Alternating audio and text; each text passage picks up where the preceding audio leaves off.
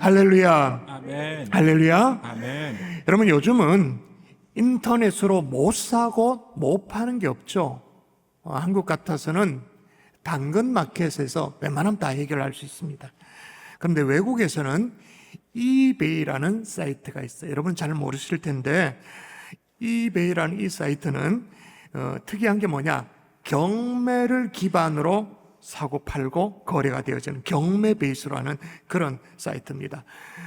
그런데 한때는 이 자선 행사로 말미암아 명사와 함께하는 한 끼 식사, 이 경매가 나와서 화제가 된 적이 있었어요. 가장 관심을 끌었던 이 경매가 뭐였냐면, 영국 출신의 팝스타 엘튼 존과의 함께하는 식사. 그래서 경매니까 낙찰가가 있을 거 아니겠습니까? 낙찰가가 무려 얼마였냐면 39만 파운드, 한화로 바꾸면 7억 5천만 원, 한 끼 식사가.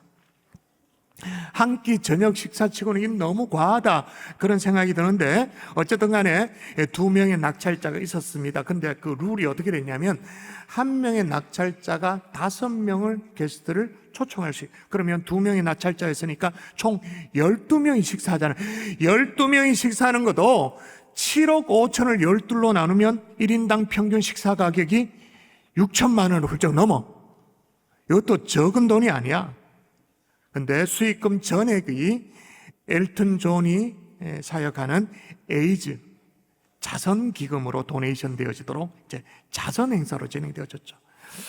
엘튼 존은 그렇게 이제 한 번 하고 이렇게 행사가 끝났습니다. 그런데 뭐니 해도 명사와의 식사 이벤트는 유명한 게 누굽니까? 워런 버핏. 뉴욕의 스미스 앤 울렌스키 레스토랑에 8명을 초대해서 함께 점심 식사한, 그래서 그 닉네임이 뭐냐, 파워 런치라고 닉네임이 붙여져서 워런 버핏과 함께 투자에 대한 해안도 좀 얻고 조언도 듣고 지혜도 얻고 그런 식사 자리가 경매로 떴는데, 이 경매가 2000년부터 시작해서 얼마 전에 2022년까지 꾸준히 해마다 있었어요. 꾸준히. 중간에 코로나 시절을 제외하고 꾸준히 있었는데, 그래서 경매로 얻은 총 수익금의 총액이 얼마냐? 53,020만 달러. 이게 한국 돈으로 바꾸면 758억이에요. 그 모든 것들이 도네이션 되어졌죠. 자선 기부금으로 그렇게 되어졌죠. 이제 워런 버핏이 은퇴를 했습니다. 은퇴 이후에 이 일들을 누가 이어받냐면, 소프트웨어의 거물이라고 말할 수 있는 세일즈포스 CEO인 마크 베니오프가 그걸 이어받았습니다. 그러니까 워런 버핏만큼 흥행하지는 않았어요. 그러나 그래도 작년에 150만 달러 자선금을 모아서 또 역시 도네이션을 했습니다. 이렇게 명사와의 식사, 뭐 이런 이벤트가, 뭐 이런 경매들이 막 이제 화제가 되어지니까, 수년 전 있었던 일인데, 가족끼리 운송회사를 운영하는 사람이었습니다. 커트 모하우스라는 사람이었는데, 이 사람이 자신과의 점심 식사를 그 이베이 경매 사이트에 이제 상품으로 업로드를 시킨 거. 그리고 선전 문구를 이렇게 붙였어요. 한 달에 100불로 할 수 있는 건강유지법, 그리고 자녀교육, 이런 것들을 시키는 비법을 배워보라고, 나와의 식사에서. 그렇게 해서 이제 광고 문구를 했어요. 여러분, 네티즌의 관심이 어땠을까요? 관심이 억수로 많았을까요? 좀 슬로했을까요? 제로. 아무도 관심이 없고, 딱 한 사람, 이제 베팅을 해야 되는 거니까 25달러의 베팅을 한 거예요. 그럼 그 다음 누가 이제 30달러, 35, 40 이렇게 올라가는 그런 방식인데, 25달러 베팅으로 끝나. 그래서 일설에 의하면 아무도 베팅을 하지 않으니까 자기가 쪽팔려가지고는 자기 스스로 클릭했을 것이다, 뭐 이렇게 하는 설이 있긴 해요. 자, 반대로 워런 버핏 같은 경우에는 점심 식사가, 워런 버핏은 점심 뭐로 먹는다 유명하잖아요. 다 알려졌잖아요. 햄버거를 먹는다고, 햄버거 콜라를 먹는다고 다 알려졌잖아요. 그래서 아니, 햄버거 하나 가격치고는 이건 너무 비싼 거 아니냐고 그렇게 되묻는 질문에, 거기에 낙찰된, 경매에 낙찰된 사람들은 뭐라고 대답하냐면, 충분히 그럴 만한 가치가 있다, 수십만 달러를 내놓더라도. 여러분, 차이가 뭐죠? 똑같은 점심 식사였습니다. 인생의 지혜를 배운다라는 측면에서는 똑같은 거였습니다. 같습니다. 근데 한쪽은 수십만 달러가 넘음에도 불구하고 서로 막 기를 쓰고 막 베팅을 해가지고 가격이 막 계속 올라가는데, 한쪽은 입찰자가 딱 한 명, 25달러 끝. 차이가 뭐예요? 식사의 질의 차이입니까? 메뉴의 차이입니까? 양의 차이입니까? 차이가 뭐죠? 누구와 함께하는 식사냐? 그 자리에 누구가 와 있냐? 여기에 따라서 완전히 그 식탁의 가치가 달라지게 되어지는 거예요. 여러분, 오늘 본문에 제자들도 어떤 식사 자리에 초청을 받았어요. 오늘 읽은 본문에 여러분 성경에 보면 그 소제목 위에 뭐라고 적혀져 있느냐? 슬쩍 한번 보십시오. 슬쩍 보시면 뭐라고 되어 있습니까? 마지막 만찬. 제자들도 식사 자리에 초청을 받았어요. 우리도 마찬가지입니다. 어떤 의미에서 우리도 지금 한 식사 자리에 초청을 받아 이 자리에 나와 있는 거예요. 오늘 말씀의 제목처럼 주님의 식탁. 주님이 계시고 주님이 함께 하시는 식탁. 오늘날 교회가 워낙 현대화가 되어지고 또 여러 가지 뭐 이렇게 시스템화 되어지다 보니까 오늘 우리가 어쩔 수 없이 성찬식이라는 걸 합니다. 성찬식. 근데 원래는 그게 뭡니까? 식사 자리예요. 식사예요. 유월절 식사. 오늘 제자들도 유월절 만찬 식사 자리예요. 오늘도 우리도 이제 성찬식을 맞이해서 세상의 식사와 우리 주님이 우리를 초청한 이 주님의 식탁, 이 차이가 어떤 차이가 있는지, 어떤 마음으로 오늘 이 식사 자리에 우리가 임해야 되는지 함께 살피면서 정확하게 성찬의 의미를 깨닫는 하나님의 종들 될 수 있기를 주 예수 이름으로 축원합니다. 아멘. 축원합니다. 아멘. 자, 주님의 식탁은 어떤 거냐 따라 하십시다. 값없이 초대받은 자리이다. 초대받은 자리이다. 아멘이십니까? 아멘. 여러분, 우리 주님이 우리에게 식탁에 뭐 돈을 요구했습니까? 거액을 요구했습니까? 누구도 베팅하라고 얘기하지 않았습니다. 여기 식사에 정가가 이러이러하니 당신 이거 내고 들어와야 된다. 아무도 말하지 않았습니다. 여러분, 만일에 우리 주님의 식탁을 가격을 매긴다면 얼마를 매겨야 될까요? 아니 뭐 베팅을 하려면 하다못해 뭐 이렇게 입찰에 응해서 뭘 적어내려면 우리가 얼마를 적어내야 이 자리에 있을 만한 식탁의 값을 지불하는 것이 될까요? 여러분, 2000년 전에 제자들도 그거 함께 했잖아요. 유월절 만찬. 유월절 전통에 따라서 그 뭐 메뉴야 뭐 뻔하죠. 발효되지 않는 그 딱딱한 무교병. 그리고 애굽의 그 고통스러웠던 그 시절을 상징하는, 고통을 상징하는 그 쓴 나물, 그리고 포도즙. 그게 전부 예수님도 제자들과 함께 아주 초라한 식탁이었어요. 오늘 여러분 앞에 있는 것도 마찬가지입니다. 뭐 대단한 것입니까? 캡슐, 작은 전병, 그 안에 포도즙 한 잔, 작은 것, 그게 전부예요. 그러나 우리는 지금 이 식탁의 가치를 돈으로 환산하지 않아요. 이거 얼마짜리고 말하지 않아요. 왜 그러냐? 이유가 있죠. 초대받아 나 앉아있는 자리이기 때문에. 자, 한번 읽어볼까요? 내가 같이 읽습니다. 시작. 내가 고난을 받기 전에 너희와 함께 이 유월절 먹기를 원하고 원하였노라. 야, 우리 주님이 원하고 원하였다. 그렇게 쉽게 말하면 주님이 초대해서 이 자리가 마련됐다, 그 말인 거예요. 과거에 한 번은요, 제가 그 남미에 페루라는 나라, 아주 길쭉한 나라 있잖아요. 거기에 선교를 간 적이 있었어요. 거기에 선교 중에 어떤 스케줄이 잡히게 됐냐면 페루에 남미 페루에 한국 대사관의 초청을 받게 되었었습니다. 그래서 대사관 관저에 들어가서 이제 대사관 뭐 부인하고 같이 이렇게 가족들과 함께 또 직원들과 함께 예배를 인도하게 되어졌어요. 여러분, 해외 공간에 초청을 받아본 적 있으신가요?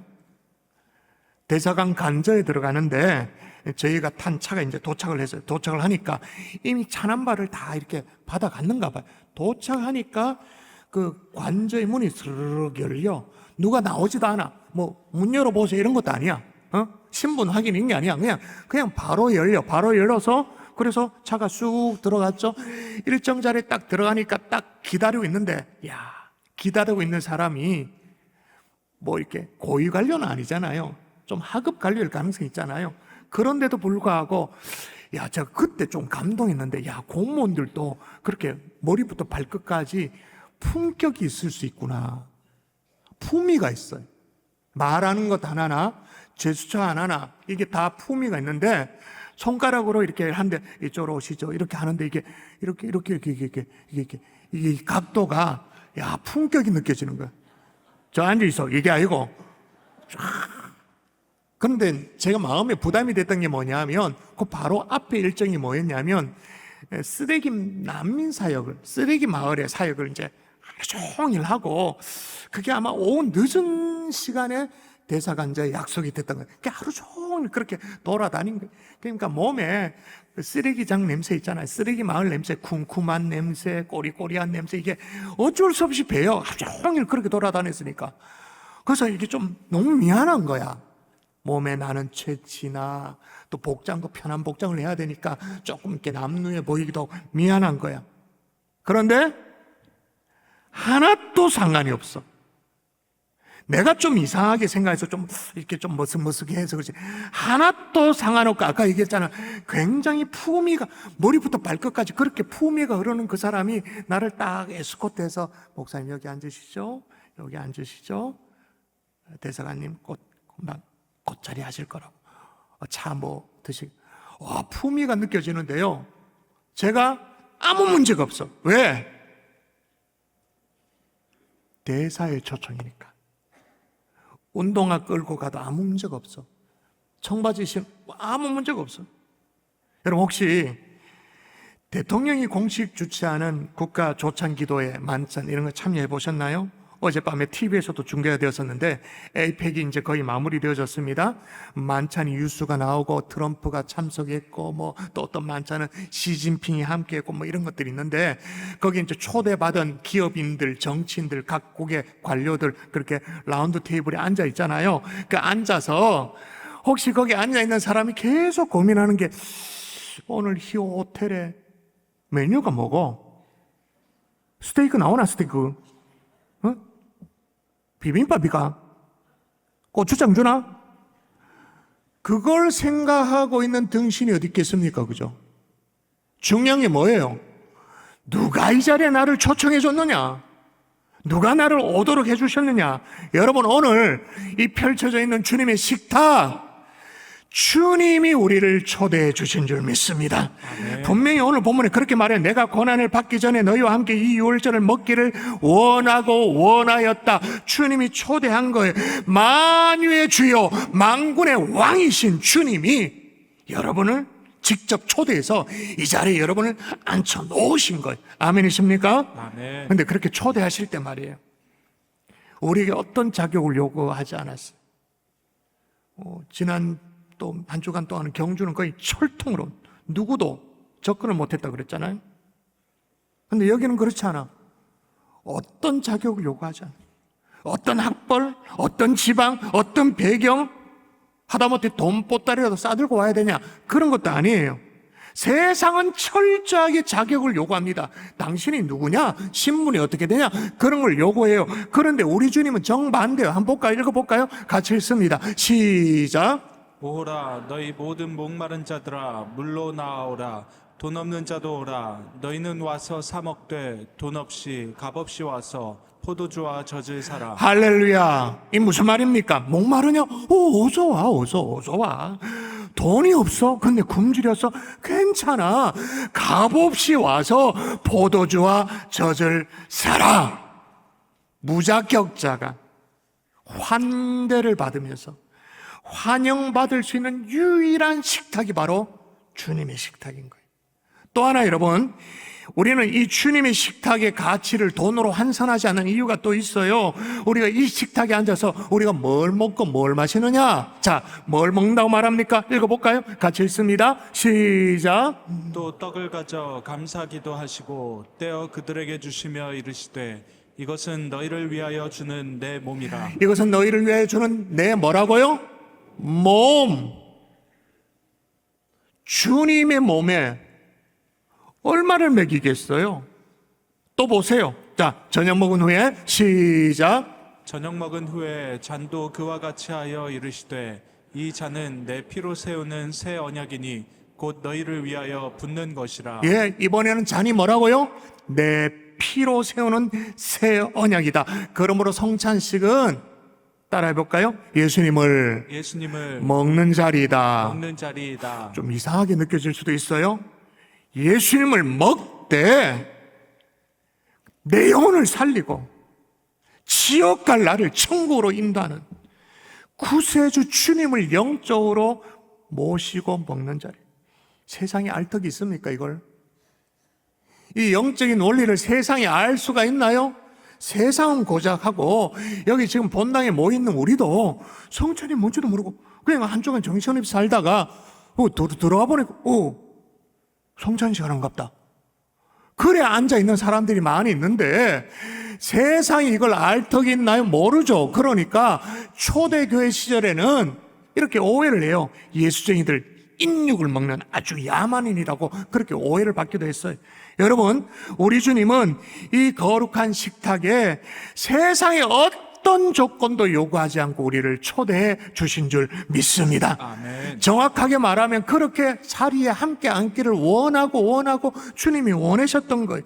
우리가 늘 건성으로 지금 앉아서 그렇지 아무 생각 없이 와보니까 성찬이 자는갑다. 별 준비 없이 와서 그렇지.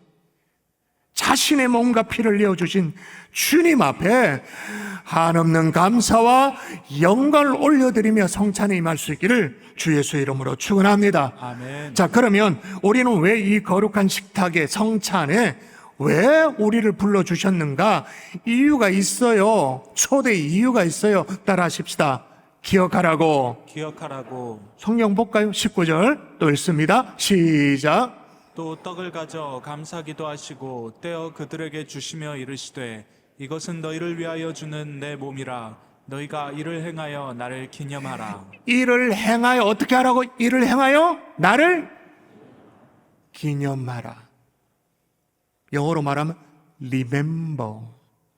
똑같은 내용을 바울 서신에도 이렇게 기록합니다.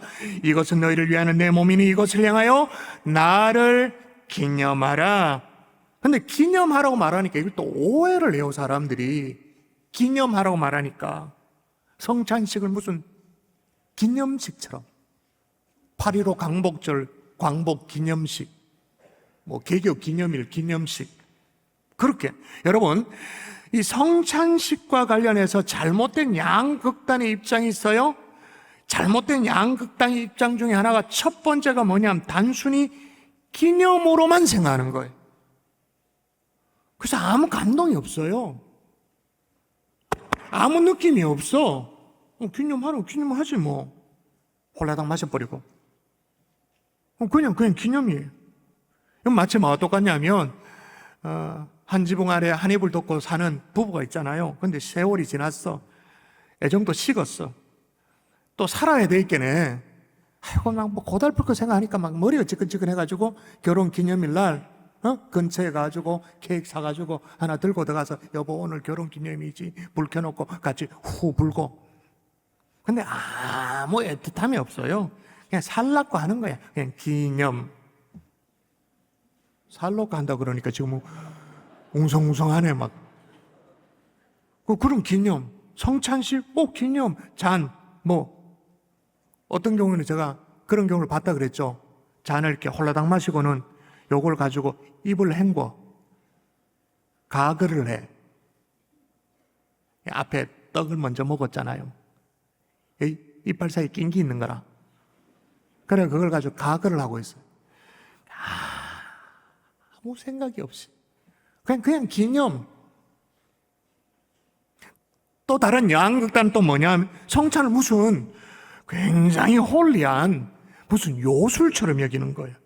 그래서 우리가 성찬식 때 먹고 마시는 이 떡과 포도주가 실제로 예수님의 살과 예수님의 피로 변한다 생각하는 거예요. 그거는 지금 또 그렇게 하고 있죠. 천주교에서, 로마 캐톨릭에서.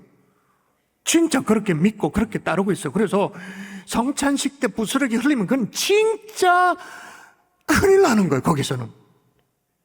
여러분, 분명히 말씀드립니다만은 성찬식에 사용하는 떡과 포도주가 화학적으로, 물리적으로 변화가 일어나느냐?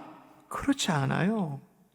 어떤 분은 정말 마음에 짐이 돼서 하소연을 해요. 목사님, 제가 성찬식에 참여한 지가 10수년째 되어지는데 아무리 떡과 포도주를 제가 기념해도 예수님의 살과 피로 여겨지지가 않습니다. 내가 믿음이 없어서 그런지 아무리 기도해도 참 그렇습니다. 뭐 그렇게 얘기를 해요. 그래서 제가 약간 안심시키면서 성도님, 걱정 마세요. 저도 그래요. 제가 그렇게 얘기했어요. 성도님, 제가 성찬식 때 떡과 포도주를 나누면서 그 떡을 전병을 받아들고 이게 예수님의 살덩어리라고 생각을 저 하지 않아요. 괜찮아요. 그 예수님의 피라고 포도주라고 그렇게 믿어지지는 않아요. 근데 중요한 건 뭐냐? 물리적으로, 화학적으로 변화되어지지는 않지만 영적으로 변화가 일어나는 거예요. 그래서 우리는 뭘 믿냐? 영적 임재설을 믿는 거예요. 우리 심령 속에 성령께서 역사하셔서 우리를 주님의 살과 주님의 피를 기념할 때 우리를 십자가 앞으로 데려가신다. 주님의 피 묻은 십자가를 붙들도록 만든다. 성령께서 우리를 골고다 언덕으로 데려가신다. 이걸 믿는 거예요. 영적 임재설. 아멘이십니까? 아멘. 떡과 포도주가 무슨 물질의 효염이 있어서가 아니라 이 성찬이라는 거룩한 예식을 주님께서 은혜의 통로로 삼아서 성령께서 우리에게 그런 은혜를 주시는 줄 믿습니다. 아멘. 근데 왜 그런 은혜를 주신다고요? 기억하라고. 내가 왜 이 고난을 당했는지 좀 기억하라고. 내가 왜 살찌고 피 흘렸는지 너희들이 좀 기억하라고 그렇게 하시는 거죠. 근데 여러분, 우리가 뭘 기억하려면, 뭘 가슴에 이렇게 새기려면 본 게 있어야 되잖아요. 아니, 부모님의 사랑도 본 게 있어야 마음의 애틋함이 남잖아요. 그죠? 가족 간의 사랑도 뭐 경험치가 있어야 되잖아요. 본 게 있어야 가능한데 우리 주님은 오늘 성찬식을 통해서 실물 교육을 하고 계시는 거죠. 그냥 말로 해가지고는 안 되니까 어떻게 해요? 눈으로 보고 손으로 만져지고 냄새도 맡고 먹기까지 오감을 총동원하는 실물 교육을 하도록 우리 주님께서 그렇게 제정을 해놓으신 거예요. 그게 성찬입니다. 그렇게 해서라도 기억하라고. 오늘 주님의 떡과 주님의 피를 기념하는 그 시간, 성령께서 저와 여러분을 2000년 전 골고다 언덕으로 데려가 주셨으면 좋겠습니다. 단순히 떡과 포도주가 아니라 정말 그걸 뛰어넘어서 십자가를 깊이 가슴에 새기는 그런 은혜를 우리 모두에게 허락해 주셨으면 참 좋겠습니다. 또 하나, 왜 우리를 주님의 식탁에 값없이 불러주셨는가? 따라할까요? 헌신하라고. 여러분, 이런 영적인 임재가 막 느껴지면, 성찬을 받고 나오면 제대로 하면 말이에요. 제대로. 그러면 감격이 살아나죠. 전에 없었던 회개가 막 솟아나기도 합니다. 새로운 결단을 하기도 합니다. 서원을 하기도 합니다. 그리고 주님의 살과 피를 정말로 제대로 먹으면 그 다음에 결국 이루어지는 것은 헌신을 결단하게 되어지죠. 이건 누가 강요해서 되는 게 아니에요. 목사가 시켜서 되는 게 아니에요. 제대로 십자가를 경험하면 나 중심적인 이기적인 삶을 내려놓고 정말 주님을 주인으로 모시면서 주님이 기뻐하시는 삶, 주님이 원하는 삶, 그런 삶을 내가 살겠습니다. 헌신을 결단하게 되어지는 것. 누구에게 헌신을 하느냐? 역시 주님께 헌신하죠. 또 하나, 주님이 그렇게 십자가에 달려 돌아가시면서까지 살리고자 원했던 영혼들을 위해, 주변의 사람들을 위해서 헌신하게 되어지는 거예요. 나는 그렇게 생겨먹은 사람이 아니야. 못돼 빠졌어. 그런데 주님의 십자가를 경험하고는 용서하기도 하고 용서를 베풀기도 하고 또 죽어가는 영혼들을 보러 보면 너무 마음이 아파서 복음을 전하기도 하죠. 그래서 고린도 11장 26절에 뭐라고 말합니까? 읽어볼까요? 이렇게 말합니다. 같이 읽습니다. 시작. 너희가 이 떡을 먹으며 이 잔을 마실 때마다 주의 죽으심을 그가 오실 때까지 전하는 것이니라. 뭐 하는 것이니라? 전하는 것이니라. 성찬을 통해서 뜨거워진 가슴으로 증인의 삶을 살겠다라고 결단하는 헌신이 거의 오토매티컬리 그냥 일어나게 되어지는 거예요. 근데 여러분, 우리 가운데 앞에 있는 성찬, 이건 참 의미가 있고 내가 크리스찬이니까 당연히 성찬을 받아야 되고 다 좋고 이런 성찬 의식이 참 은혜가 되고 좋다. 근데 헌신은 부담스럽다. 그런 분들이 계세요? 성찬은 좋은데 헌신은 좀 부담스럽다. 그렇다면 차라리 오늘 성찬을 여러분이 사양하셔야 돼요. 왜냐하면 성찬 예식과 관련하여 성경이 분명히 얘기하는 지침이 있어요. 다시 보도록 하겠습니다. 자, 27절에 보면 그러므로라고 나옵니다. 그러므로 뭔가 인과관계를 설명하는 그런 표현 아닙니까? 그러므로 계속 읽어볼까요? 시작. 그러므로 누구든지 주의 떡이나 잔을 합당하지 않게 먹고 마시는 자는 주의 몸과 피에 대하여 죄를 짓는 것이니라. 예, 여기 보니까 주의 떡과 잔을 합당하지 않게 먹고 마시는 자는 주의 살과 주의 피를 범하는 죄를 짓는 것이다. 이걸 한국교회는요 굉장히 이때까지 편협하게 이해해왔어요. 그러니까 주의 잔을 떡을 받기 합당치 않다라는 게 그냥 거의 유일하게 세례 안 받으면 이거 참여하시면 안 됩니다. 그 정도였어요. 아니면 지난 주간에 너무 막 난하게 살았던 사람들은 이거 좀 자제하는 게 옳습니다. 아니면 오늘 아침에 나올 때 부부간에 또 쩌그럭 싸워가지고 부부싸움했다, 막 지금 마음에 평정심을 잃어버렸다, 그러면 이거 성찬을 제한하는 것이 맞습니다. 그 정도로 이해를 했어요. 그런데 성경 그대로를 보십시다. 자, 오늘 보니까 27절에 그러므로라는 원인과 결과를 설명하는 그 연결고리로 되어 있는데, 그러면 앞에 26절이 어떻게 끝나느냐? 26절 같이 시작. 주의 죽으심을 그가 오실 때까지 전하는 것이니라. 예, 전하는 것이니라. 그러므로 이해되세요? 전하는 것이니라. 그러므로 주의 살과 피를 함부로 범하면 안 된다. 그러면 여러분, 오늘 성찬식에 주의 살과 피를 기념하는 것은 내가 헌신하겠다는 다짐이 있어야 되는 거예요. 물론 우리 가운데 완벽한 사람은 아무도 없어요. 부족해요. 잘 못해요. 그런데 주님 맞습니다. 복음을 전하는 자로 남은 생애를 살겠습니다라는 적어도 그 다짐, 그 결단, 그거 없이 함부로 한다, 이거 없이 함부로 까불듯이 주의 피와 주의 살을 기념한다, 그런 철없는 성도들이 한 명도 없기를 주의 이름으로 축복합니다.